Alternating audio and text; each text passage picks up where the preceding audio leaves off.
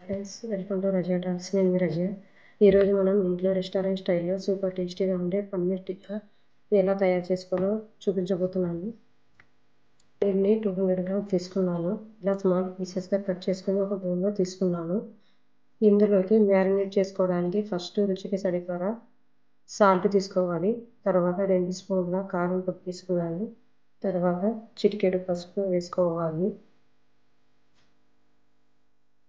Next ఇందులోకి కసూరి మేతి వేసుకోవాలి. ఈ కసూరి మేతిని డ్రై రోస్ట్ చేసుకొని క్రష్ చేసి వేసుకోవాలి. కసూరి మేతి వేయడం వల్ల రుచి చాలా బాగా ఉంటుంది.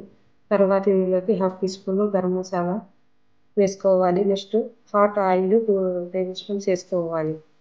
నెక్స్ట్ ఇందులోకి 2 టేబుల్ స్పూన్ల శనగపిండి వేసుకోవాలి. 1/2 చెక్క నిమ్మరసం వేసుకోవాలి.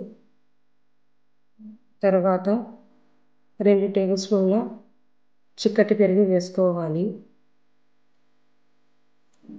వీటినన్నిటిని బాగా కలిసేలాగా ఒకసారి కలుపుకొని తర్వాత ఇందులోకి ఒక క్యాప్సికము, ఒక ఆనియన్ పెటల్స్ లాగా కట్ చేసుకొని వీటినన్నిటిని కలిపి ఒక 1/2 అవర్ లేదా 1 అవర్ ఫ్రిడ్జ్లో పెట్టేసుకోవాలి.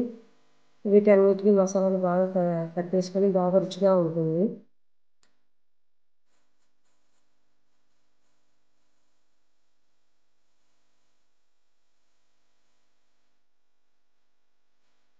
నెక్స్ట్ ఇలా మ్యారినేట్ చేసుకుని కబాబ్ స్టిక్స్ ఉంటాయి కదా, అవి స్క్రీవర్స్ని తీసుకొని పన్నీర్, క్యాప్సికమ్, ఆనియన్ పెట్టేసి వరుసగా సెట్ చేసుకోవాలి. ఇలా ఇవన్నిటిని సెట్ చేసుకొని స్టవ్ పైన ఒక తవా లేదా గ్రిల్ ప్యాన్ పెట్టుకొని మీడియం ఫ్లేమ్లోకి ఫ్లేమ్ని అడ్జస్ట్ చేసుకొని గోల్డెన్ కలర్ వచ్చేంత వరకు వేయించుకోవాలి. మధ్య స్క్రీవర్స్ని టర్న్ చేసుకుంటుందని ఇలా ఆయిల్ని స్ప్రెడ్ చేసుకోవాలి. అంతే, ఎంత రుచికరమైన పన్నీర్ రెడీ అవుతుంది. ఇది ఉడకడానికి ఒక 5 మినిట్స్ పడుతుంది. లో ఫ్లేమ్లో పెట్టి ఫ్రై చేసుకోవాలి. ఈ పన్నీర్ టిక్కాని పుదీనా చట్నీతో కానీ లేదా టొమాటో సాస్తో సర్వ్ చేసుకుంటే ఇంట్లోనే రెస్టారెంట్ స్టైల్తో రుచిగా ఎంజాయ్ చేయొచ్చు. ఫ్రెండ్స్, ఈ వీడియో నచ్చితే ఒక లైక్ చేయండి. మీ ఫ్రెండ్స్కి, ఫ్యామిలీకి షేర్ చేయండి. Please subscribe my channel.